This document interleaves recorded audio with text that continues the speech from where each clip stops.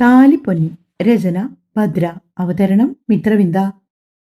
ഉണ്ണിത്താന്റെ മനസ്സിൽ എന്താണെന്നുള്ളത് ആർക്കും ഒരു പിടുത്തവും കിട്ടുന്നുണ്ടായിരുന്നില്ല. എല്ലാ മിഴികളും അയാളുടെ നേർക്കായിരുന്നു.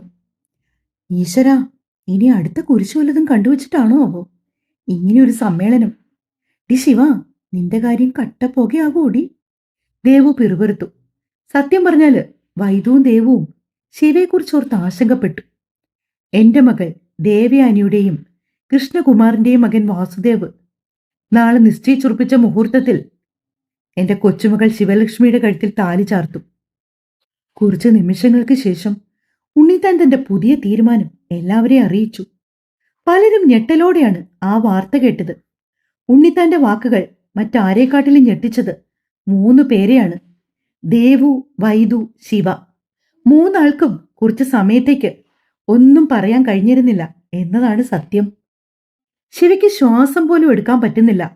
3 ആളും വാപൊളിച്ചു നിൽക്കവേ ഉണ്ണിത്താൻ അവിടെയായി പകച്ചു നിന്ന ശിവയെ തന്റെ അരികിലേക്ക് ക്ഷണിച്ചു. മോളെ, മുത്തശ്ശന്റെ അരികിലേക്ക് ചെല്ല്. പകച്ചു നിന്ന ശിവയെ തോണ്ടി ദേവരാജൻ പറഞ്ഞപ്പോഴാണ് അവൾക്ക് സ്ഥലകാല ബോധം ഉണ്ടാകുന്നത്. കുറച്ചു നേരം ചെവി കുട്ടിയടയ്ക്കപ്പെട്ടതുപോലെയായിരുന്നു ശിവയ്ക്ക് തോന്നിയത്.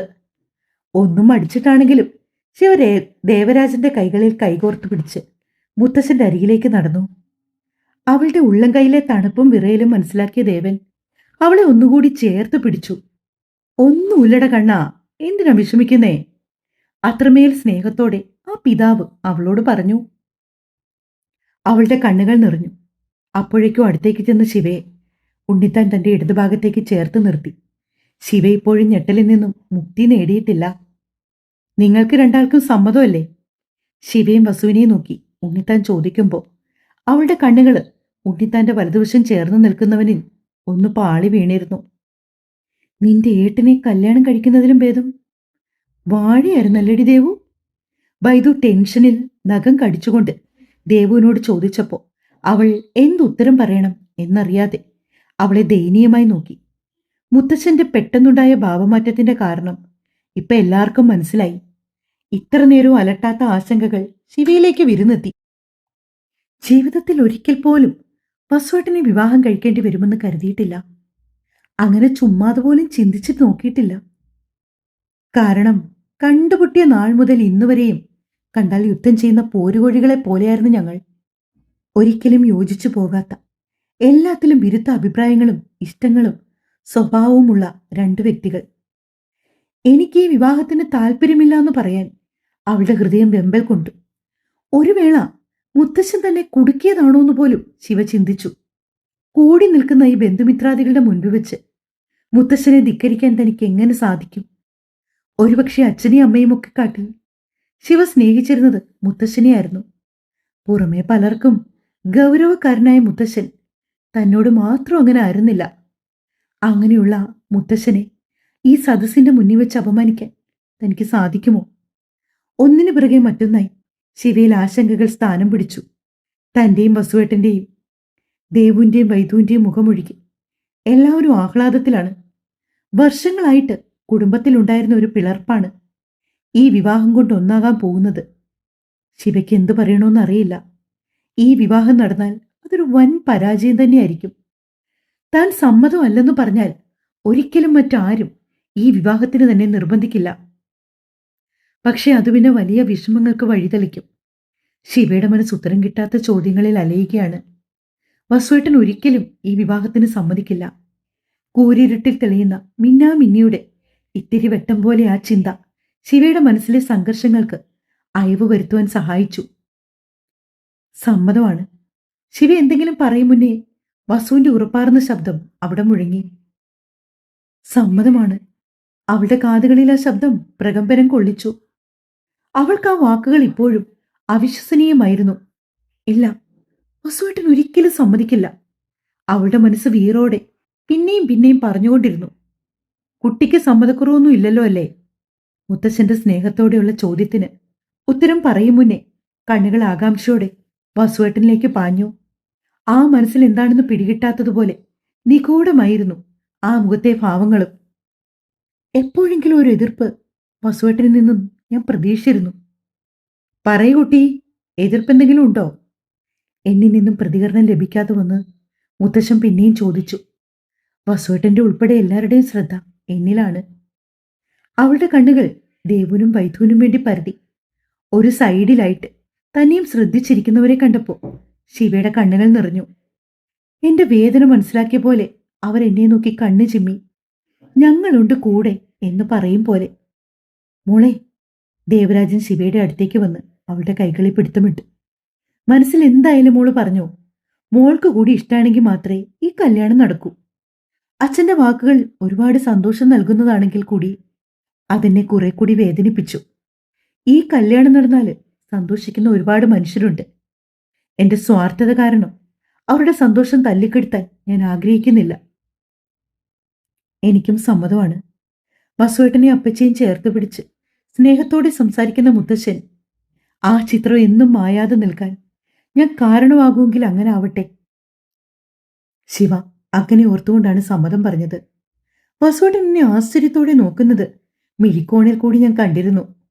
ഞാനായിട്ട് ഈ വിവാഹത്തിൽ നിന്നും പിന്മാറണമെന്ന് വസുവേട്ടൻ ആഗ്രഹിച്ചിരിക്കാം. തന്നെപ്പോലെ സാഹചര്യത്തിന്റെ സമ്മർദ്ദത്താലായിരിക്കും വസുവേട്ടനും ഈ വിവാഹത്തിന് സമ്മതിച്ചത്. ഞാനായി വിവാഹത്തിൽ നിന്ന് പിന്മാറുമെന്ന് കരുതിയിട്ടുണ്ടാകും. ശിവയുടെ മനസ്സിൽ ചിന്തകൾ ഏറി വന്നു. അപ്പൊ കുട്ടികൾക്ക് കൂടി ഇഷ്ടായ സ്ഥിതിക്ക് നമുക്ക് ബാക്കി കാര്യങ്ങളുമായി മുന്നോട്ടു പോകാം. ഇനി വിവാഹത്തിന് മണിക്കൂറുകൾ മാത്രമേ ബാക്കിയുള്ളൂ. നമുക്ക് നാളെ കൂടാനായി തൽക്കാലത്തേക്ക് പിരിയാം. എല്ലാവരുടെയും പ്രാർത്ഥന അനുഗ്രഹങ്ങളും എന്റെ കുഞ്ഞുങ്ങൾക്കൊപ്പം ഉണ്ടാകണം. ഉണ്ണിത്താൻ ആവേശത്തോടെ പറഞ്ഞു. അല്ല പ്രഭാകര, അപ്പൊ പൊരുത്തം നോക്കണ്ടേ? ഉണ്ണിത്താന്റെ സുഹൃത്ത് അദ്ദേഹത്തോട് ചോദിച്ചു. മിഥുവിൽ പ്രതീക്ഷ നിറഞ്ഞു. ശിവയിൽ പ്രതീക്ഷ നിറഞ്ഞു. ജാതകം ചേർന്നില്ലെങ്കിൽ ഈ വിവാഹം നടക്കില്ല. അവളുടെ കണ്ണുകൾ മുത്തച്ഛന്റെ മറുപടി അറിയാനുള്ള ആകാംക്ഷയോടെ അദ്ദേഹത്തെ പതിച്ചു. അവിടം ശാന്തമാണ്. മുഖത്തൊരു പുഞ്ചിരി തെളിമയോടെ നിൽക്കുന്നുമുണ്ട്. അതൊക്കെ പണിക്കരെ കൊണ്ട് നോക്കിയിട്ടാണ് ഞാൻ കുട്ടികളോട് സംസാരിച്ചത്. വാട്സാപ്പിൽ പിള്ളേരുടെ ഗ്രഹനില അയച്ചു കൊടുത്തപ്പോൾ തന്നെ പണിക്കർ നോക്കിയിട്ട് എന്നെ വിളിച്ചു. 10-7 പൊരുത്തമുണ്ട്. ഉത്തമമാണ്. ഉണ്ണിത്താൻ സന്തോഷത്തോടെ പറയുമ്പോൾ കാറ്റഴിച്ചുവിട്ട ബലൂൺ പോലെ ശിവയുടെ പ്രതീക്ഷകൾ അസ്തമിച്ചു. അവൾ വാടിയ മുഖവുമായി നിന്നു. അപ്പൊ ഇനി കല്യാണൊരുക്കങ്ങൾ തുടരാല്ലേ? അല്ല, ഇനിയിപ്പോ താലിയും പുടവയൊക്കെ വാങ്ങണ്ടേ ഉണ്ണിത്താനെ?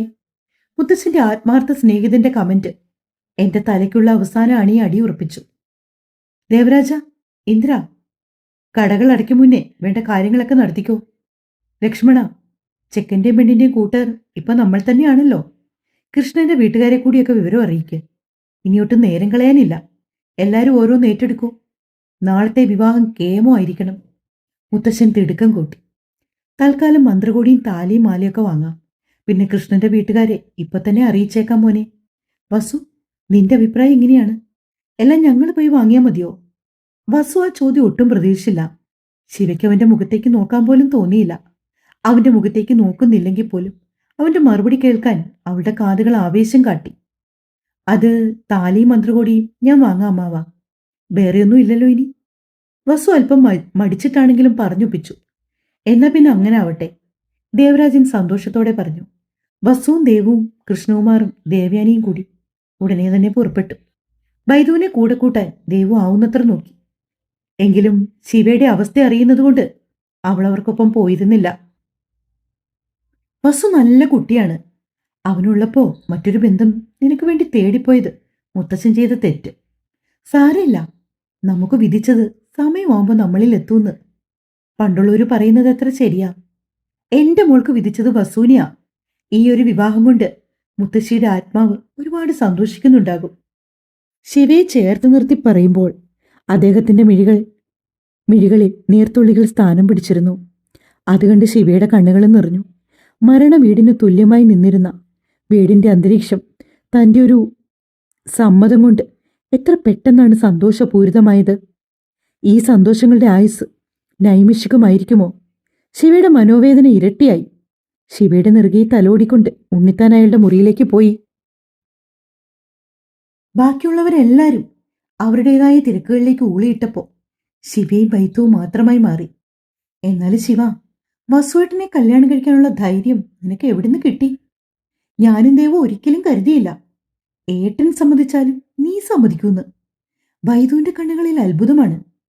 അല്ലെങ്കിലും ഞാനും വസുവേട്ടനും തമ്മിലുള്ള അസുഖകരമായ അന്തർധാരയെക്കുറിച്ച് ചെറുതായെങ്കിലും ധാരണയുള്ളവർക്ക് അങ്ങനെ തോന്നുന്നതിൽ വലിയ അത്ഭുതമൊന്നുമില്ല. ഞാനവളെ മുഖം കൂർപ്പിച്ചൊന്ന് നോക്കി. സോറിഡി, ഞാൻ ഓരോന്ന് ഓർത്തപ്പോ.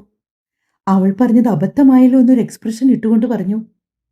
ഇന്നിനി ദേവുമൊക്കെ അവരുടെ വീട്ടിലേക്കാണത്രേ പോകുന്നത്. വൈദ്യു ആരോടെന്നല്ലാതെ പറഞ്ഞു. ഒന്നും ചോദിക്കാനും പറയാനുമില്ലാതെ. എന്റെ മനസ്സ് അപ്പോഴും നാളെ ഞങ്ങളുടെ വിവാഹം കഴിഞ്ഞ് എന്താകും സംഭവിക്കാൻ പോകുന്നത് എന്നുള്ള ചിന്തകളിലായിരുന്നു. ബാൽക്കണിയിൽ ഇരുന്നു കൊണ്ട് ആലോചനകളിൽ മുഴുകിയിരിക്കുകയാണ് ശിവ. മനസ്സ് വല്ലാതെ സ്ട്രെസ്ഫുൾ ആകുന്ന ദിവസങ്ങളിൽ ഇങ്ങനെ തനിയൊരു ഇരിപ്പ് പതിവാണ്. പ്രത്യേകിച്ച് രാത്രിയിൽ. ബാൽക്കണിക്ക് നേരെയായി കാണുന്ന വിശാലമായ നെൽപ്പാടമാണ്. നിലാവിന്റെ നേരിയ ശോഭയിൽ ഇവിടം കാണാൻ ഒരു പ്രത്യേക ഭംഗിയാണ്. ഇരുണ്ട ആകാശവും ചന്ദ്രനും നക്ഷത്രങ്ങളും പാടവും ചെമ്പകപ്പൂവിന്റെ നനുത്ത ഗന്ധമുള്ള കുളിർക്കാറ്റും. മനസ്സ് കുളിർപ്പിക്കാൻ പ്രകൃതിക്കൊരു പ്രത്യേക കഴിവാണ്. ശിവയെ സംബന്ധിച്ച് ഈ ഒരിടം സ്വർഗമാണ്. വൈദ്യു കുറച്ചു നേരം അവൾക്കൊപ്പം ഉണ്ടായിരുന്നെങ്കിലും വൈശു വിളിച്ചപ്പോൾ അവന്റെ കൂടെ താഴെ ചില ആവശ്യങ്ങൾക്കായി പോകേണ്ടതായി വന്നു അവൾക്ക്. അല്ലെങ്കിലും കുറച്ചുനേരം തനിയിരിക്കാൻ ശിവ ഒരുപാട് ആഗ്രഹിച്ചിരുന്നു. തോളത്തെറിഞ്ഞ കരസ്പർശത്തിൽ അവളൊന്ന് പകച്ചു തിരിഞ്ഞു നോക്കി. അമ്മയാണ്. വാടിയ മുഖവുമായി ഇരിക്കുന്ന കൺമണിയെ അനുതാപത്തോടെ നോക്കി ഹരിപ്രിയ. അവളിങ്ങനെ മൂഡ് ഓഫായി കണ്ടിട്ടില്ല.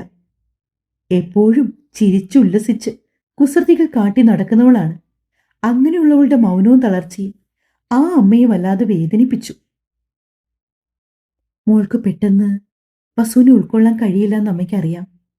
മോൾക്കിനി തീരെ പറ്റില്ലെന്നാണെങ്കിൽ അമ്മയോട് പറ. അമ്മ അച്ഛനോട് സംസാരിക്കാം. ആരുടെയും നിർബന്ധത്തിനു വേണ്ടി എന്റെ മോള് ഇഷ്ടമില്ലാത്ത കല്യാണത്തിന് സമ്മതിക്കണ്ട.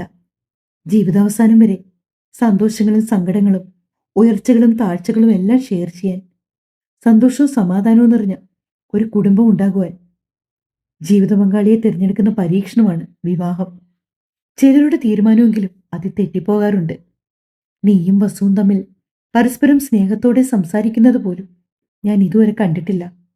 അവനോ നിനക്കോ പരസ്പരം ഉൾക്കൊള്ളാൻ കഴിഞ്ഞില്ലെങ്കിൽ മറ്റുള്ളവരുടെ നിർബന്ധത്തിനും ആഗ്രഹത്തിനും വേണ്ടി വിവാഹം കഴിച്ച് ജീവിതം നശിപ്പിക്കരുത്. പരസ്പരം സ്നേഹിക്കാനും മനസ്സിലാക്കാനും സുഖദുഃഖങ്ങൾ പങ്കുവയ്ക്കാനും കഴിയുമെങ്കിൽ മാത്രം ഒരു വിവാഹം മതി. ആണായും പെണ്ണായും ഒന്നേ ഉള്ളൂ എനിക്ക്. ഒത്തിരി കാത്തിരുന്ന് കിട്ടിയതാ നിന്നെ. നിന്റെ കണ്ണൊന്ന് നിറഞ്ഞാൽ പോലും എനിക്ക് സഹിക്കില്ല. നിന്റെ ജീവിതം വെച്ച് പന്താടാൻ ഞാൻ ആരെ അനുവദിക്കില്ല. പറയുമ്പോൾ പ്രിയ വളരെ ഇമോഷണൽ ആയിരുന്നു. ശിവയുടെയും വസുവിന്റെയും വിവാഹം തീരുമാനിച്ചപ്പോൾ ചന്ദ്രോത്ത് തറവാട്ടിലെ എല്ലാവരും സന്തോഷിച്ചു. എന്നാൽ ആ അമ്മയുടെ മനസ്സിൽ കല്യാണത്തലേന്ന് വിവാഹം മുടങ്ങിപ്പോയ ഒരു രാത്രി കൊണ്ട് മറ്റൊരുവനെ പാതിയായി സ്വീകരിക്കേണ്ടി വരുന്ന മകളെയും അവളുടെ ഭാവിയെയും കുറിച്ചുള്ള ആശങ്കകളായിരുന്നു. എനിക്ക് സമ്മതക്കുറവൊന്നുമില്ല അമ്മേ. വസുവേട്ടനെ വിവാഹം കഴിക്കേണ്ടി വരുമെന്ന് ഒരിക്കലും കരുതിയിരുന്നില്ലല്ലോ. അപ്രതീക്ഷിതമായി പലതും സംഭവിച്ചപ്പോഴുള്ള ഞെട്ടൽ, അത് മാത്രമേ ഉള്ളൂ. അതിൻ്റെ കൂടെ വളരെ അടുത്താണെങ്കിൽ പോലും ഈ വീട് പോലെ പരിചിതമായ ഒരിടമാണെങ്കിൽ പോലും മറ്റൊരിടത്തേക്ക് പറിച്ചു നടുന്ന വേദന, അത്രയേ ഉള്ളൂ. അതിനെൻ്റെ അമ്മക്കുട്ടി ഇങ്ങനെ ഓവർ തിങ്ക് ചെയ്ത് കുളവാക്കണ്ട. ശിവ പ്രിയയുടെ മൂക്കൊഴിഞ്ഞുകൊണ്ട് കുസൃതിയോടെ പറഞ്ഞു. അവളുടെ ആ വാക്കുകളിൽ കാറൊഴിഞ്ഞ വാനം പോലെ അവരുടെ മുഖം ഒന്ന് തെളിഞ്ഞു. അത് കണ്ട ശിവയിലും ആശ്വാസം. മോള് കിടന്നു. രാവിലെ എഴുന്നേക്കണം. കാവി പോയി വിളക്ക് വയ്ക്കണം. കുടുംബക്ഷേത്രത്തിൽ പോയി തൊഴണം. പിന്നെ ബ്യൂട്ടീഷ്യൻ വരും. നാളത്തെ ദിവസം ഒന്നും നടു നിവർത്താൻ പോലും കിട്ടില്ല എൻ്റെ കുട്ടിക്ക്. അമ്മ പാല് മുറി വെച്ചിട്ടുണ്ട്. അത് കുടിച്ചിട്ട് വേഗം കിടന്നു. ഹരിപ്രിയ സ്നേഹത്തോടെ പറഞ്ഞു. അവൾ അവർക്കൊപ്പം മുറിയിലേക്ക് കയറി. മേശപ്പുറത്തായി വെച്ചിരുന്ന കുങ്കുമപ്പൂവ് കലർത്തിയ പാല് കുടിച്ച് ഗ്ലാസ് അമ്മയെ ഏൽപ്പിച്ചു. അപ്പോഴേക്കും വൈദ്യവും വന്നിരുന്നു. രണ്ടാളും രാവിലെ എണീക്കണം കേട്ടോ. കോളേജിൽ പോകുമ്പോഴുള്ള പോലെ മടിച്ചു കിടക്കരുത്. അമ്മ വിളിക്കാം. ശിവയുടെ കവളിൽ ചുംബിച്ചുകൊണ്ട് ഹരിപ്രിയ പറഞ്ഞു. വല്യമ്മയ്ക്ക് മോളോട് മാത്രമേ സ്നേഹമുള്ളൂ? വൈദ്യു ചിണുങ്ങി പറഞ്ഞു. അവളുടെ കുശുമ്പ് നിറഞ്ഞ മുഖം കണ്ടപ്പോൾ പ്രിയയ്ക്ക് ചിരി വന്നു. വല്യമ്മയ്ക്കിപ്പോ മക്കൾ 5. 3 പെൺകുട്ടികളും 2 ആൺകുട്ടികളും. കെട്ടോടി കൂറുമ്പി. വൈദ്യുവിന്റെ കവളിൽ പിടിച്ചു വലിച്ച് നെറ്റിയിൽ ചുംബിച്ചുകൊണ്ട് പറയുമ്പോൾ അവളുടെ മുഖം ഒന്ന് തിളങ്ങി. രണ്ടാളും സംസാരിച്ചു കിടക്കാതെ ഉറങ്ങാൻ നോക്കൂട്ടോ. നല്ലപോലെ ഉറങ്ങിയാലേ മുഖം ഫ്രഷ് ആയിരിക്കും. ഹരിപ്രിയ ഒന്നുകൂടി പറഞ്ഞുകൊണ്ട് റൂമിൽ നിന്നും ഇറങ്ങി. തുടരും. അപ്പൊ ഞാൻ വാക്ക് പാലിച്ചു കേട്ടോ. ഒരു പാർട്ട് കൂടി തന്നു. കഥ ഇഷ്ടമായെങ്കിലേ സപ്പോർട്ട് ചെയ്യണേ. ചാനൽ കൂടി ഒന്ന് സബ്സ്ക്രൈബ് ചെയ്യണേ. സ്നേഹത്തോടെ സ്വന്തം മിത്രവിന്ദ. Thank you.